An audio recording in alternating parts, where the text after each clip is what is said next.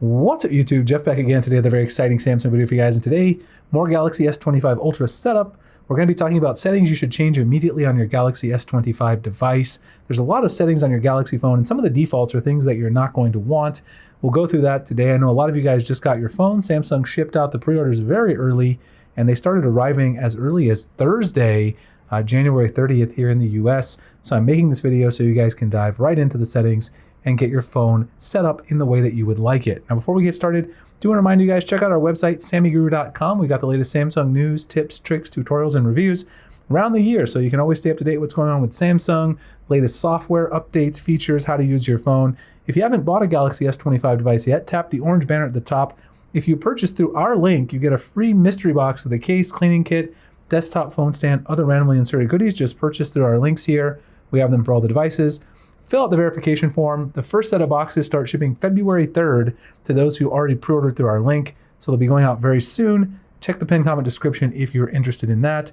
And if you guys are interested in my wallpaper and also the case that I have over here to the side, this is a new joint venture I have with 14 Studio. We will have Galaxy S25 cases very soon, but the wallpaper as well as the case website will be below if you guys want to check that out. All right, so let's go ahead and get right into the list. I have a little Google Keep document here to go ahead and get you guys started. First thing is to adjust notification shade, quick panel settings, and preferences.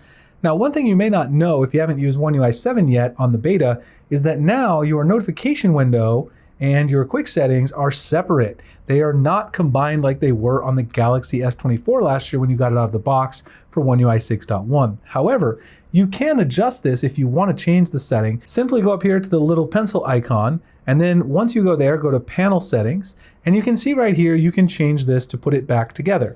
If you put it back together, essentially you're going to have the same setup that you had out of the box on the S24 series. You can also choose to move the quick panel to the other side. So if you want to switch so the quick panel is on the left, the notification panel is on the right, you can do that as well. I personally like the setup out of the box so far, and I've been using the One UI 7 beta for a while, so I'm going to leave this as it is, and I'd recommend you give it a shot as well, as it's really not a bad setup as you get used to it. Other things that you should do inside here as well is make sure you change all of your panels. These are all customizable. You can move them around, so you can move around the music toggle, you can move around your smart home controls, your nearby devices. I personally like to have the music all the way over the top. You can also move this, but you got your brightness, you got your sound there, and of course at the top you have your Wi-Fi and Bluetooth, which I do like those at the top because I use them the most. You can also edit your quick panel as well. You can make the quick panel larger, which I'll show you in a second, but you can also add available buttons. And there's a lot of available buttons here that you might want. For instance, I like to have extra dim mode. Over here, there's a couple others I like. Music share, sound notifications. What else we got over here that I use? Performance profile to change to light mode, Samsung wallet, secure folder, just a ton of good stuff. One hand operation plus if you use Good Lock. You can add as many of these toggles as you like, and you really should look through them and find the ones that are most useful to you. Now you can also adjust the size of this. You can make this really long. In fact, actually that's as long as you can make it. You could actually I think you can make it longer. You just have to add more quick toggles. You can make this as long as you want. I personally like 4 rows, but you can adjust it to your liking. And then this of course is how it appears right there in your quick panel. So definitely make sure you check all of this. All of these options, editable. You can customize them fully, and so you get the quick panel and the notification channel set up exactly the way that you want them. Up next, you probably want to change your app drawer to alphabetical order. Now, I know some people like the custom order, which is the default on Samsung phones, but most people like alphabetical order, and most people are also going to like the new vertical app drawer that Samsung has implemented with One UI 7. To get the vertical app drawer, you do need to go to the 3-dot menu and change the sort from custom to alphabetical. Now, if you prefer the custom order, which puts your newest apps, it orders them basically on the recency of when you installed the apps, that will still give you the horizontal app drawer where you have to swipe between the pages thusly. I'm not a huge fan of that, but you can sort it and then clean up pages so it cleans them up. But if you want the vertical app drawer with the alphabetical order, you do need to change it as that's not the default out of the box. You can also go down here and go to your other home screen settings and change one other thing that I like to change particularly about that is inside of the app grid, you can change this from 4 columns to 5 columns. And so that's exactly what I've done right there, is I've changed the app grid from 4 to 5 just to give me a little bit more room. 4 columns is the default, so if you don't change it, that is what you'll get. Inside here, you can also put app labels and widget labels, and this year you can even change your app size on the home screen. I kind of like the app size as it is, but there are 3 sizes to choose from: small, medium, and large. So you may want to play with that as well and tune it to your preferences. Up next, let's dive into some display settings. There's a lot of display settings that are really important if we go into the settings and display menu. However, a couple that I want to mention right off the gate because they're really important and specific to the S25 series.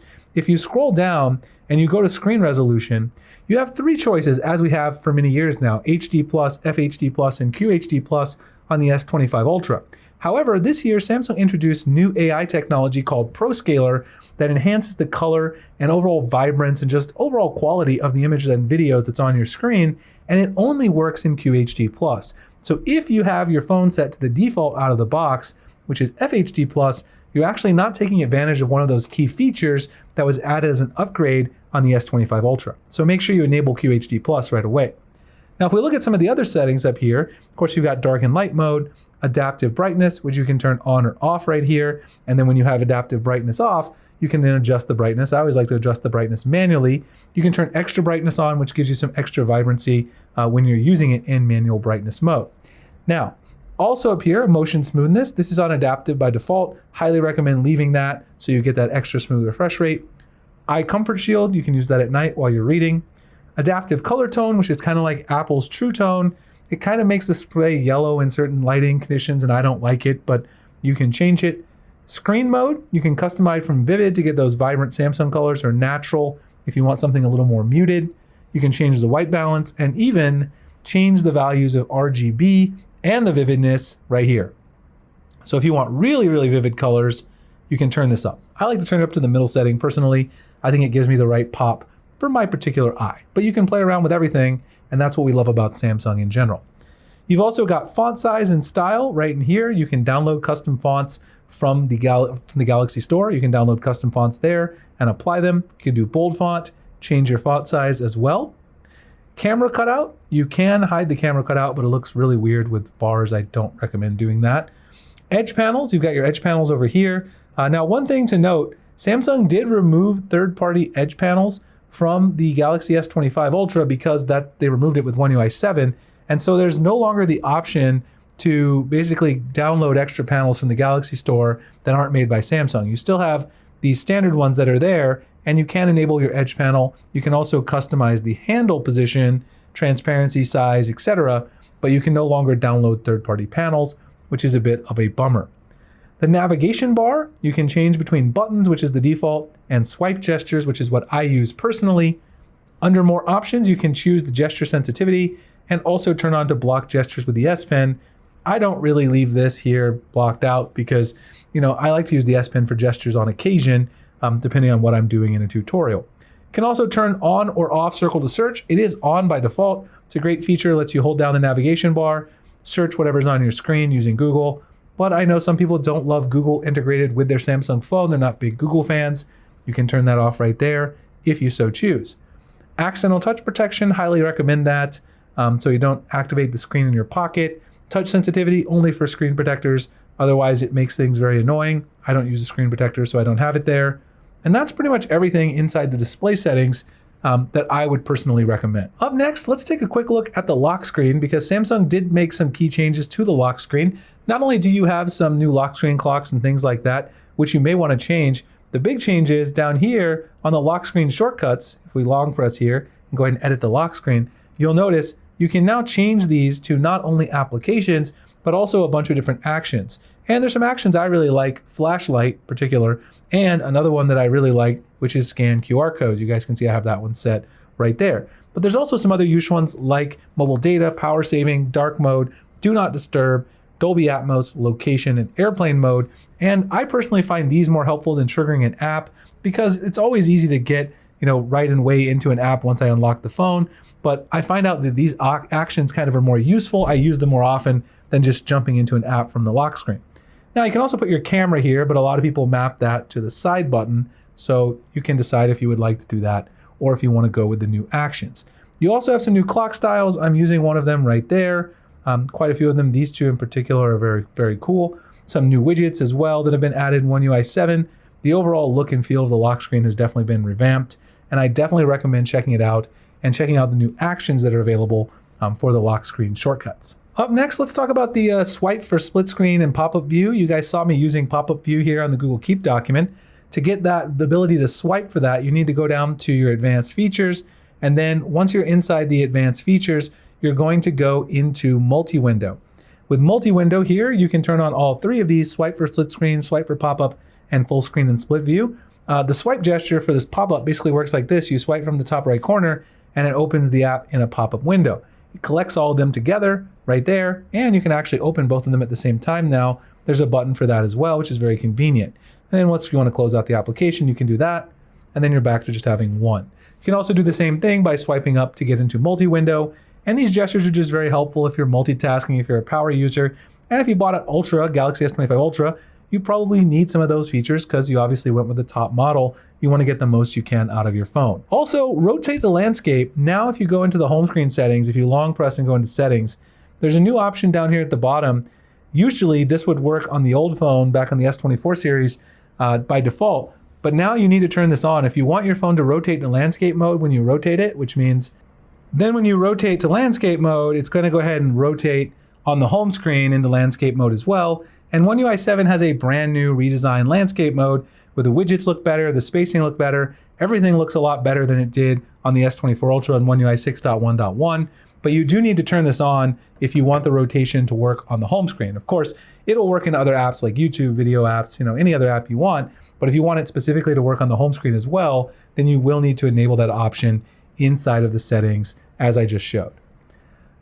Notification categories. Now, I already made a video dedicated to this in particular, but let's talk about it in this video as well because it is so very important, and Samsung continues to hide this. I don't know why they do it. If you go down into notifications, if you want to be able to get your notification categories managed on a per category basis, which also lets you have separate app sounds for your different apps, so notification sounds, you have to go to advanced settings, scroll down here and turn this on, manage notification categories for each app. So this will allow you to go in and change your app sound for each individual category within each app, like DMs for X and messages from Facebook or DMs from Instagram, whatever. I have a full tutorial on how to do this and get custom sounds. So if you guys want to check that, I'll also link that video. But you definitely want to enable this because this is a useful feature that for some reason Samsung has turned off by default on the Galaxy S25 series. Call recording and text call. So if you go into your phone application and you go into your settings here, we now have not only the ability to utilize text call, which allows Bixby to answer your calls. So if you have spam calls coming in, it can screen those calls and basically get rid of them right away for you so there's no issues. You can also pick the voice you want to use for this, choose the speech rate, and down here you've got quick responses. So you can add a quick response. You can say, yo, yo.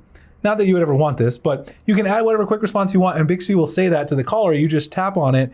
When the call comes in, you tap text call, Bixby will answer it and you can feed it different quick responses. Down here, you can also now choose to play the other person's voice. So in addition to seeing the text on the screen as the person is speaking, you can also hear their voice. And of course, you can pick up the phone at any given time while Bixby is screening your call for you. We also now have native call recording on the Galaxy S25 Ultra. I made a full video on this one as well, but it can do a couple of things. It can transcribe your calls, turn on auto transcribe recorded calls right here, and it'll save those transcripts for you and attach them to your phone. So if you go over here, go back to your phone app, go over here to recents, you'll find over here, you see this one right here, yesterday I did a video, and in the background I got Bixby going off, I got so many phones in here. You see here I did a video where I did the transcription. You tap on this, it'll show you the full transcription, and you can use Galaxy Eye to get a full summary of that call transcript, which is absolutely fantastic. It'll give you tags and things like that as well. Galaxy Eye is truly next level. I know Samsung talked about it a lot in the keynote, but features like this with the new call recording and transcription really show you that they're taking Galaxy Eye to the next level. And that was a perfect segue because next we're going to talk about Galaxy Eye settings in general and the Now bar and the Now brief. So if you go into Galaxy Eye, you'll want to make sure that you go through each of your settings and make sure that they're turned on. Some of them are turned off by default, and you can also choose if you want to process data only on device for specific Galaxy Eye features, Last year when the Galaxy S24 Ultra launched, you had to choose if you wanted to do on-device processing for all the features. You couldn't choose just one or the other. But as you go through these, you can now choose this on a per app basis, basically, in terms of Galaxy Eye, whether or not you want it to process on device or not. I personally find all the Galaxy Eye features to be pretty helpful, but transcript assist, very, very helpful. I just showed you guys that with the call. Browse assist has a new feature where it lets you read highlights out loud for a web page. This only works in Samsung Internet. So if you use Google Chrome, it's not going to work for you there, but it's very cool because it'll also translate pages that are in other languages. So you can translate a page and get highlights of that page in real time. Photo Assist has some new features: generative edit, sketched image, portrait studio. Audio eraser, which is specific to the Galaxy S25 series, allows you to erase audio that's in the background of your video that you don't want, annoying background noise. Very cool feature. Photo ambient wallpaper, which is also in the wallpaper settings. That will allow you to create a wallpaper that basically shows you your weather. You go to wallpaper and style, you go to change wallpapers. Down here, you now have generative wallpapers and photo ambient wallpapers. You can choose that, play around with it. It's a pretty cool feature as well. And then down here, two new features: Health Assist, which if you turn this on, gives you personalized insights and data, which is on the new widget right here that I have on the home screen. This is for One UI 7 specific.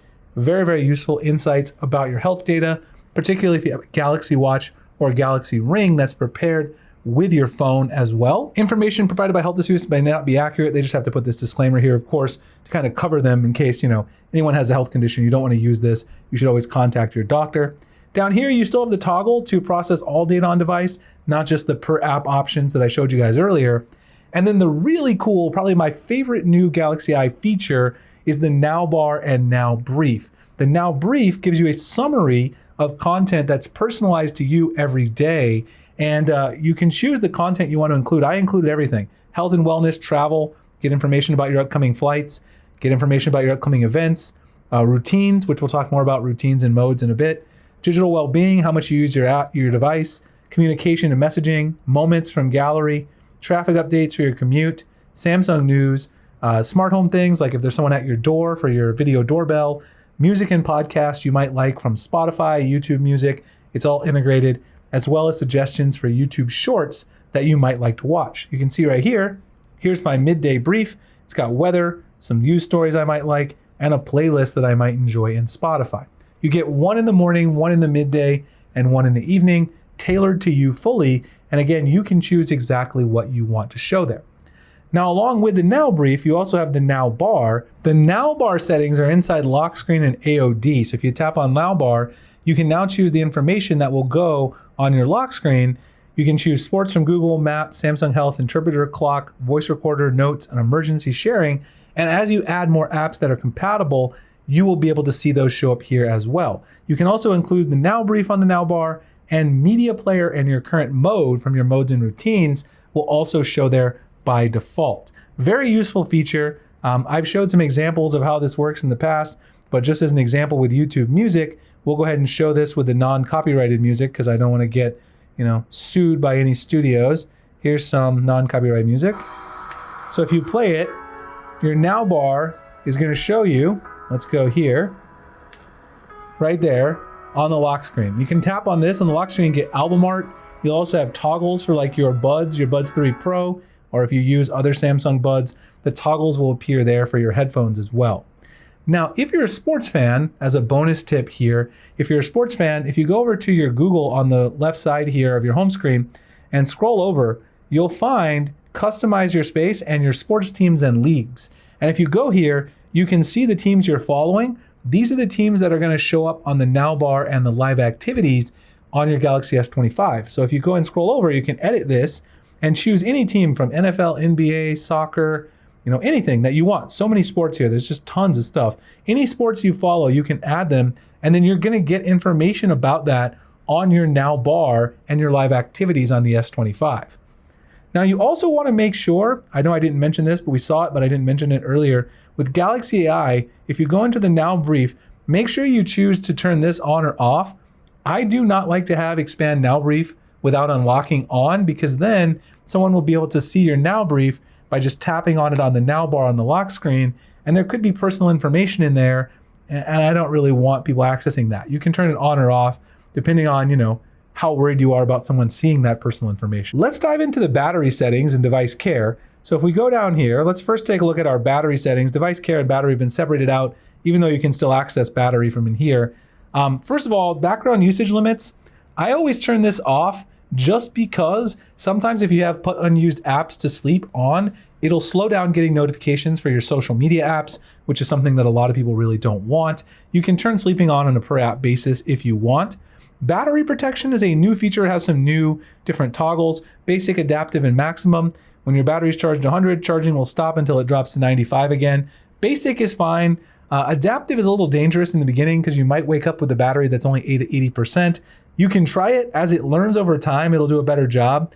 But if you need 100% right when you wake up, just be a little careful with that particular setting. If you scroll down, charging, show charging, fast wireless, those are all on by default. Auto dim screen when you're below 5%.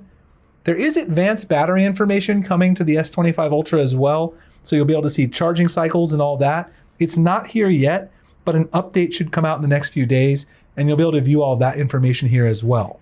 All right, now let's scroll down to device care. In device care, you have a couple of more options. Performance profile lets you change between standard and light profiles. If you want to save maximum battery and have maximum cooling efficiency, change it to light. You really don't gain any or lose anything unless you're a hardcore multitasker or power user. I've run my phone in light mode for a long time, never had any issues on the S24 Ultra. Setting doesn't apply to games, so if you game, it's not going to apply light mode when you're in the game. You'll use your game booster settings to set that up. Auto optimization, this will allow you to restart your phone on a schedule. I like to do this once a week around 3 a.m. on Thursday or Wednesday. Just gives you a fresh start, clear some of that stuff out of the app memory and just gives you a fresh start, which is never a bad idea. You don't even notice that it happened usually. You've got diagnostics and you've got maintenance mode, which most people probably don't need anything there to do with maintenance mode. Now up here, you can show device care on app screen, which is something I usually do. You can also see your storage. This is a 256 model. You've got a trash down here, unused apps, duplicate files and large files. You can clean up your storage, which you're not going to need to do right away, but it's a good thing to keep in mind for the future. And in memory down here, I'm not going to do it now because you need to restart the device, but you can turn your RAM Plus on and change the amount of virtual RAM that's being used, which will speed up your device. It's actually on 8 gigabytes out of the box on this one by default, but I think this is a region thing. They have different defaults depending on what region that you're in. So you might just want to check that. Screenshots and screen recording save location. You can change the screenshot and screen recording save location in advanced features. So we go to advanced features, screenshots and screen recording. You can see here that there's a lot of things you can change, not only the quality and the format, but down here you can change where the screenshots are saved. This is great because if you clutter up, your gallery with a bunch of screenshots, you could choose a custom folder for where you want this to be saved. And you can also do the same thing for your screen recordings, which will get rid of some of those screenshots. If you take a lot of screenshots like I do for tutorials, then it's going to clutter up all your family pictures. You might not like that, and you can separate some of that stuff out. You can also change your quality, format, save original screenshots, and all this good stuff inside of your settings there for advanced features. Side key settings. So you can change your side key settings by pressing volume down on the side key. Right here is side button settings. Double press, you can change the double press shortcut. You can either open camera or a new option that I've seen, you now use AI select, which is smart select. That's what it used to be called. Lets you take a crop screenshot and do a bunch of other cool stuff. There's other options like voice recorder, modes and routines. You can open any app you want. Long press now opens Gemini by default. Bixby is no longer the default. So if you hold this down, long press, you're gonna get Gemini. And Gemini will be able to answer queries. It can also integrate with your Samsung applications. So if you want to use Bixby, you can switch it back. But if you want to use Gemini, make sure that once you do go into Gemini, you turn on these extensions. So you go up to settings in Gemini, go to extensions, and make sure Samsung Calendar, Notes, and Reminder are all toggled on so it can interface with your Samsung apps and add calendar appointments, create notes. It can create summaries like of a web page if you're doing research. It can create reminders for you and all that good stuff.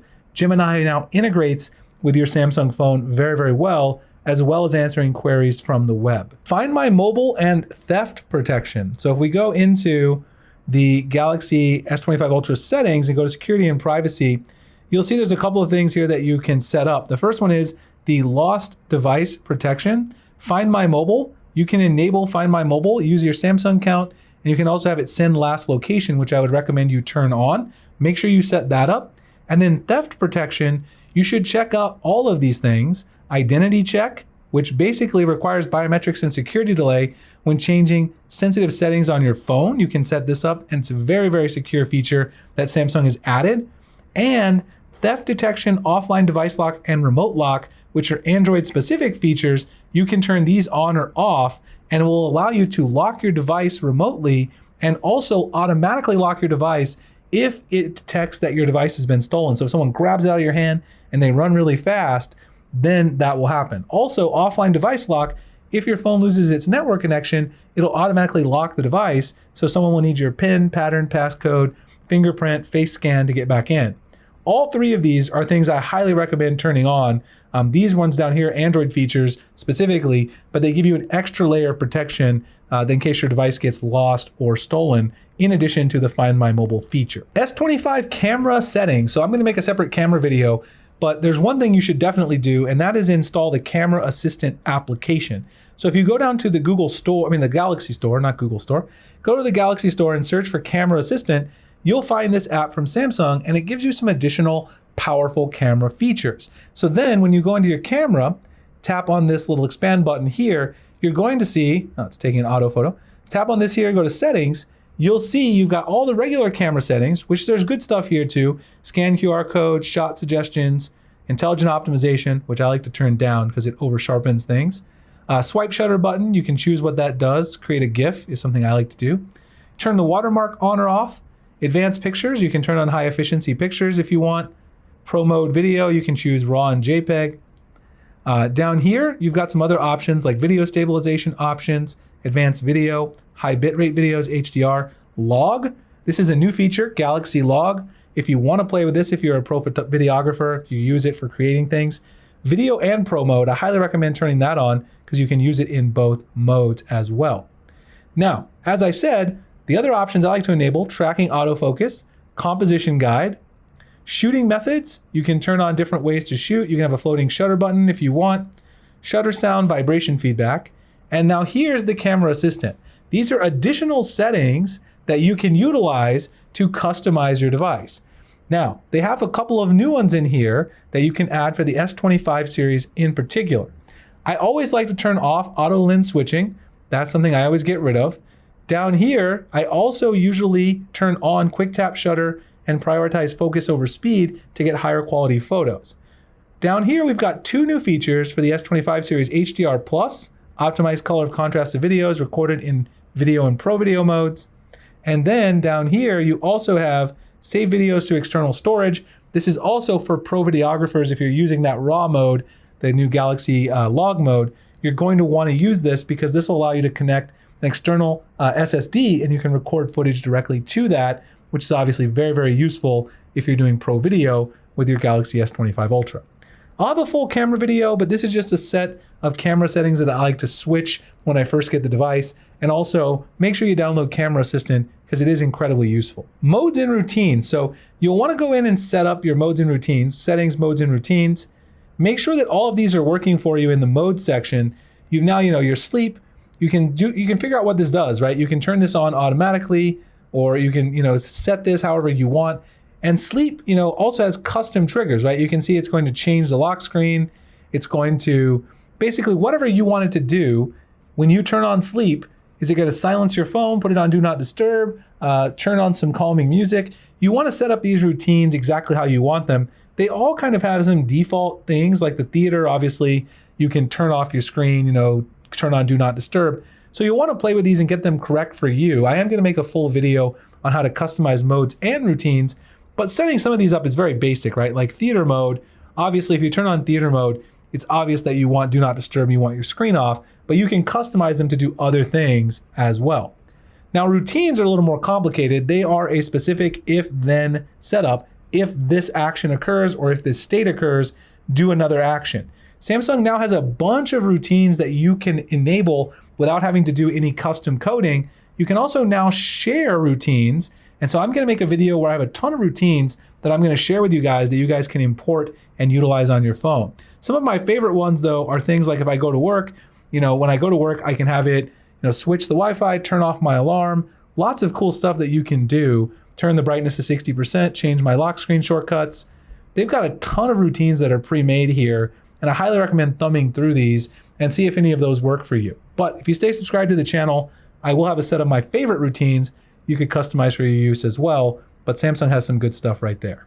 I mentioned this in a previous video, but to customize your S Pen, you can download the Good Lock module that is called Pentastic. And Pentastic basically allows you to customize every aspect of your S Pen. And so you can change the pointer, you can change the way the air command looks. You guys saw that I have the circle there. You can change the sound that happens when you open it. And you can even have a shortcut that when you double tap, it's going to do that particular shortcut. So you can see here, when I have the button set, I double tap it on the screen, it opens the AI select and lets me select a part of my screen. So you should definitely set this up, play with your S Pen settings, still a very valuable feature. Set up your shortcuts as well, because you can add as many shortcuts as you want to your S Pen settings, and make sure your air command is really working for you, and that all of the S Pen features are things that you're actually going to use. I have a full video on S Pen tips and tricks as well, so if you guys want to check that out after customizing a little bit with Good Lock, you can definitely do that and see some other ways that you could use your S Pen. Anyway, hope you guys enjoyed this video. If you did, like, comment, subscribe, hit the notification icon for future videos like this, and we'll have a lot more to come here. Check out sammyguru.com for all your latest Samsung news, tips, tricks, tutorials. I'll have a full review of the S25 Ultra over there as well. Appreciate you guys checking out this video. I'll see you in the next one. Thanks so much for watching.